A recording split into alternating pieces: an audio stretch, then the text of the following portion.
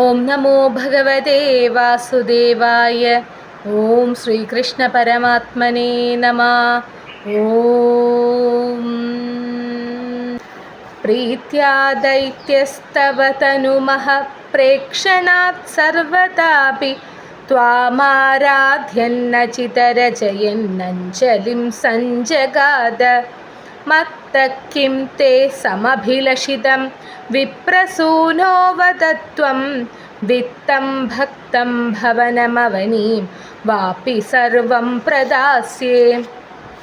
താമക്ഷീണാം ബലിഗിരമുപാകർണ്യ കാരുണ്യപൂർണോപ്യസ്യോത്സേകം ശമയിതുമനാ ദൈത്യവംശം പ്രശംസൻ. ഭൂമിം പാദത്രയപരിമിതാം പ്രാർത്ഥയാമാസിതത്വം സർവം ദേഹീതി നിഗദിതേ കസ്യ ഹാസ്യം ന വാ സ്യാത്. വിശ്വേശം മാം ത്രിപദമിഹ കിം യാചസേ ബാലിശസ്ത്വം സർവാം ഭൂമിം വൃണു കിമമുനീത്യാലപത്വാം സദൃപ്യൻ. യസ്മാദർപ്പാത് ത്രിപദപരിപൂർത്യക്ഷമക്ഷേപവാദാൻ ബന്ധം ചാസാവഗമദതർഹോപികാഡോപശാന്ത്यै. പാദത്രയ്യായതി ന മുദിതോ വിഷ്ടപർനാപി തുഷ്യേദിത്യുക്തേസ്മിൻ വരദ ഭവതേ ധാതുകാമേ തതോയം. ദൈത്യാചാര്യസ്തവ ഖലു പരീക്ഷാർത്തിനഃ പ്രേരണാത്തം മാമാദേയം ഹരിരയമിതി വ്യക്തമേവാഭഭാഷ്യേ. യാചത്യേവം യദി സ ഭഗവാൻ പൂർണ്ണകാമോസ്മി സോഹം ദാസ്യാമ്യേവ സ്ഥിരമിതി വദൻ കാവ്യശബ്ദോപി ദൈത്യൈ. വിന്ധ്യാവല്യാ നിജദയിതയാ ദത്തപാധ്യായ തുഭ്യം ചിത്രം ചിത്രം സകലമപി സ പ്രാർപ്പയത്തോയപൂർവം.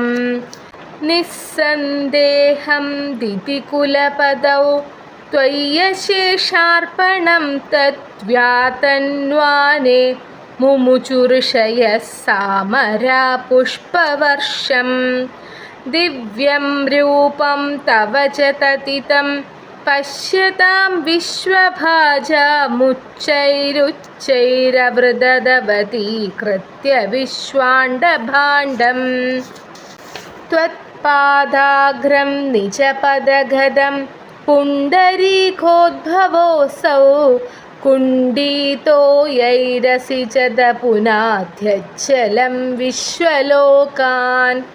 ഹർഷോത്കർഷാത് സുബഹുനനൃതേ കേചരൈരുത്സവേസ്മിൻ ഭേരിം നിഘ്നൻ ഭുവനമചരജ്ജാംഭവാൻ ഭക്തിശാലി. താവദ്ധൈത്യാസ്ത്വനുമതിമൃദേ ഭർത്തുരാരബ്ധയുദ്ധാ ദേവോപേതൈർഭവതനുചരൈ സംഗതാ ഭംഗമാപൻ.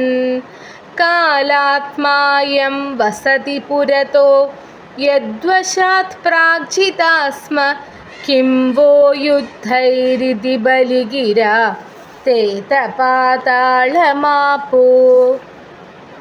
പാശൈർബദ്ധം പദഗപതിനാ ദൈത്യമുಚ್ಚൈരവാദീസ്താർത്തീയീകം ദിശ മമ പദം കിം ന വിശ്വേശ്വരോऽസി. പാദം മൂർധ്നി പ്രണയ ഭഗവൻ നിത്യകമ്പം വദന്തം പ്രഹ്ലാദസ്തം സ്വയമുപഗതോ മാനയന്നസ്തവീത്വാം. ദർപ്പോചിത്യൈ വിഹിതമഖിലം ദൈത്യസിദ്ധോऽസി പുണ്യൈർലോകസ്തേസ്തു ത്രിദിവ വിജയീ വാസ്തവത്വം ച പശ്ചാത്. മത്സായൂജ്യം ഭജ പുനരിത്യന്വഗൃഹ്ണാ ബലിം തം വിപ്രൈസന്ധാനിതമഘവര പാഹി വാതാലയേശ.